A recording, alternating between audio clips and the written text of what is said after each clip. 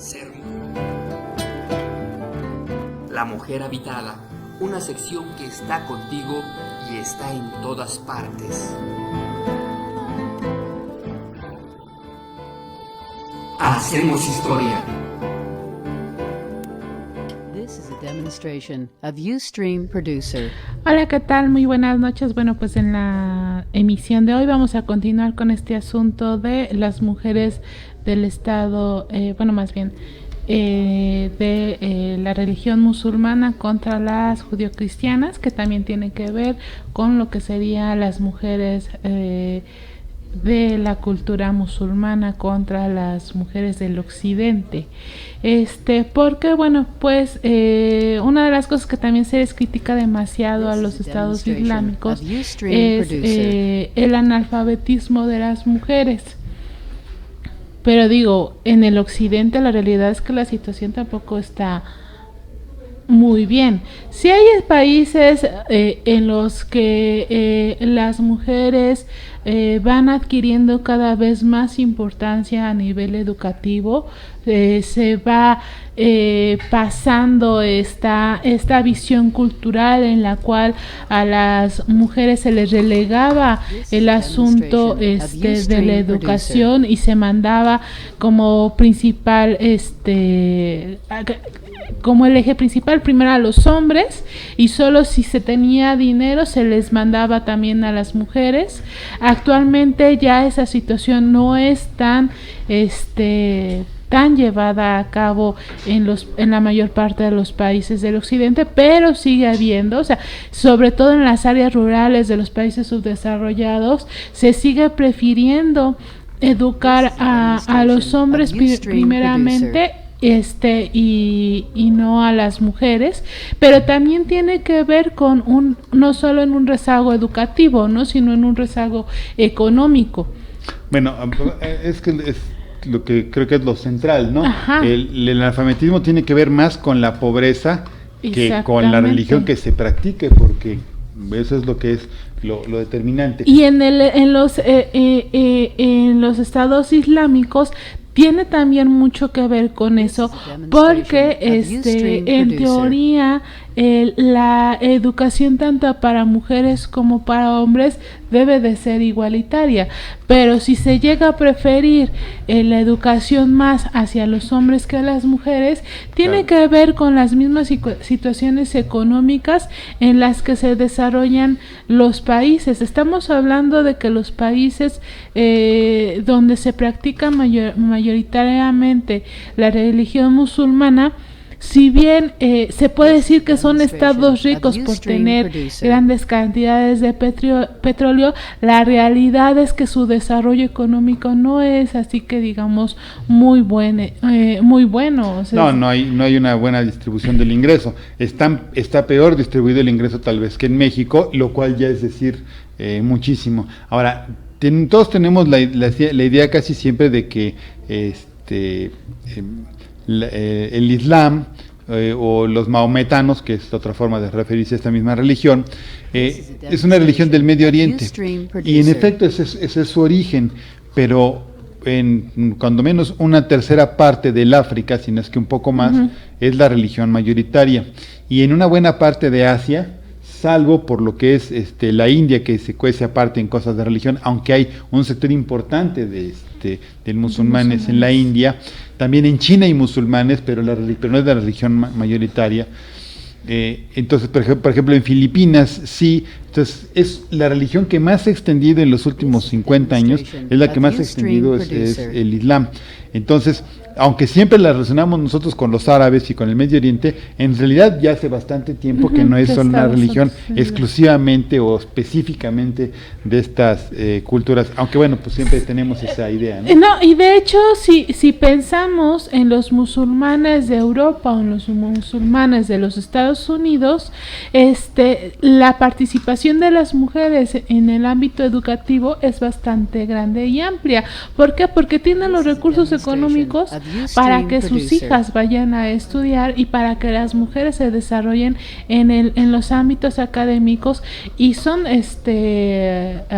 universitarias, sí, doctoras, maestras. O sea, estamos hablando de que no es la religión la que les prohíbe la participación en el ámbito educativo, como para nosotros tampoco la religión como tal nos prohíbe la participación en el ámbito educativo. No, son las situaciones económicas en las que se desarrolla en cada país, en las razones por las cuales las mujeres son más relegadas a ingresar al ámbito educativo, a dejar de ser analfabetas, porque culturalmente se ha preferido durante siglos educar primeramente al hombre y solo a la mujer si se puede. En la mayoría de las culturas, si no es que en todas, en los últimos siglos hemos vivido una etapa que se puede reconocer como un patriarcado generalizado desde hace bastante tiempo. Incluso las religiones que no tienen que ver con este tronco judio-cristiano y musulmán que estás comentando, también el machismo está muy acendrado en China, en Japón, en la misma India. Son distintas modalidades o distintas percepciones de esto del dominio masculino, pero en esas sociedades, aunque no practican estas religiones, también se da. Entonces no es un asunto de religión propiamente, y se da muchos matices como los que estabas mencionándonos tú, en el sentido de las especificidades de cada región, pero sobre todo el aspecto económico, qué tanta libertad tienes o no. Quería comentar un caso. Ahora se trata por parte de lo que le llaman Occidente, o que se autodenomina Occidente, se trata muy mal a Irán, y se dice que es un país donde la religión se lleva a extremos y que son muy conservadores, pero hasta los 70s Irán practicaba un islamismo bastante liberal, pero para derrotar a ese gobierno nacionalista, los gringos y los europeos, en particular los ingleses, promovieron a un tipo que era conocido con el nombre de Ayatollah Khomeini.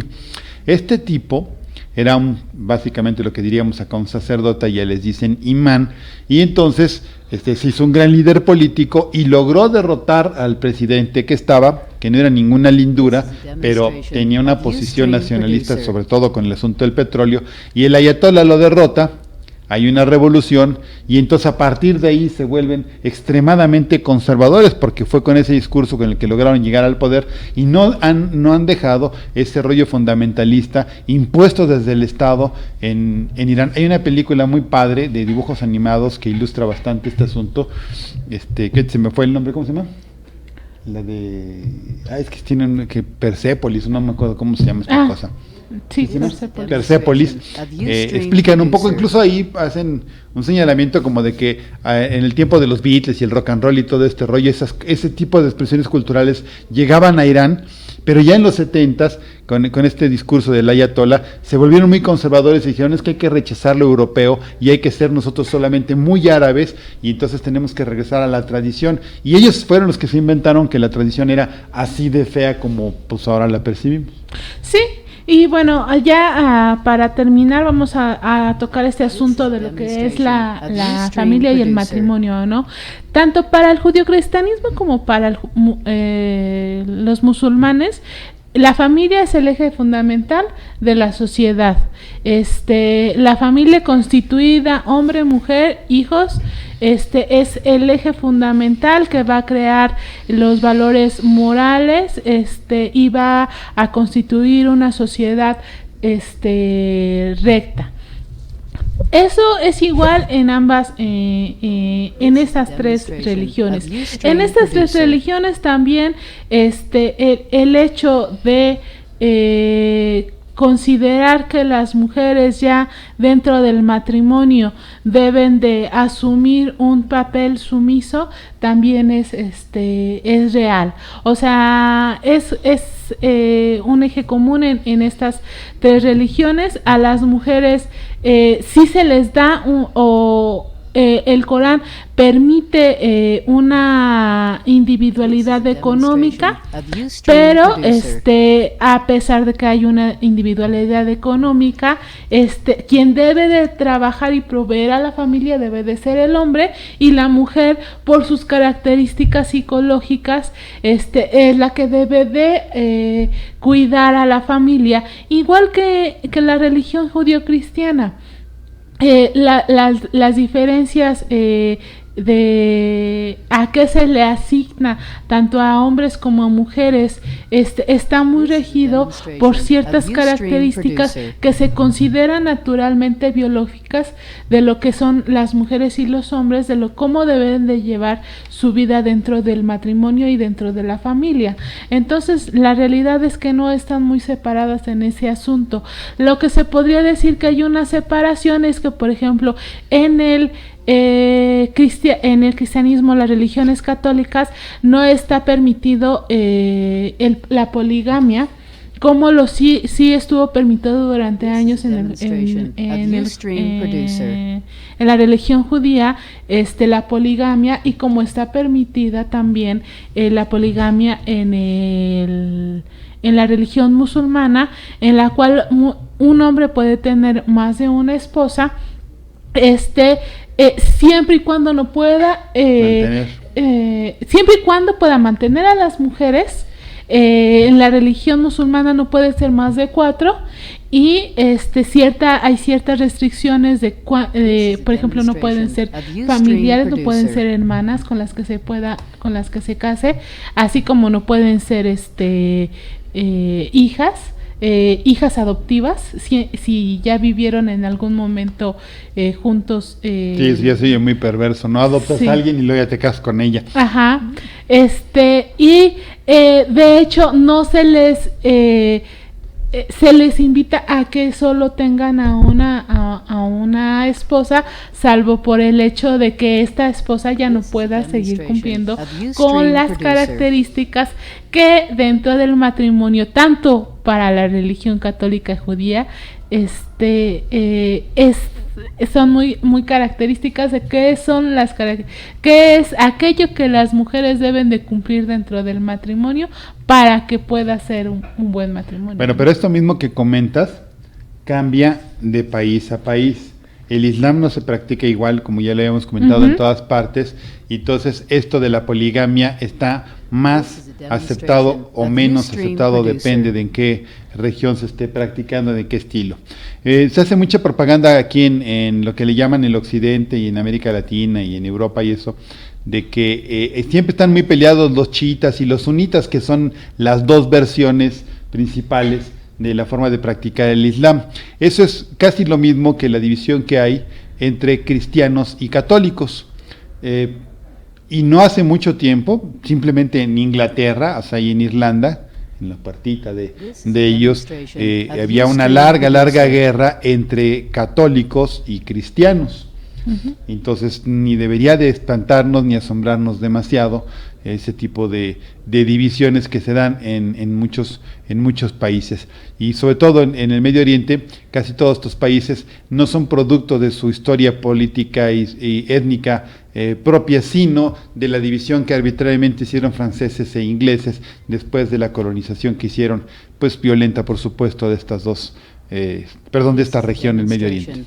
Sí, y la realidad es que así como esta lucha contra el terrorismo que se está desatando a partir de los atentados en Francia, y que ya se venía arrastrando desde el 2000, la situación de las mujeres no es que el occidente vaya a liberarlas, ellas tienen desde las mujeres musulmanas son las que están luchando por liberarse de las características patriarcales que las someten. Ahí tenemos a las mujeres guerrilleras, a las kurdas de ISIS, que buscan contra ISIS, perdón, que están por acabar la guerra dentro de sus países, y que cambian la visión cultural que está bastante dominada y que tiene que ser una lucha que ellas deben de llevar, al igual que nosotros también llevamos luchas contra las características patriarcales que nos someten, ¿no? Entonces, no es que los gobiernos occidentales, según muy civilizados, vayan a llevar la liberación a las mujeres y a darles más derechos, porque son las mujeres musulmanas las que en todo caso tienen que liberarse.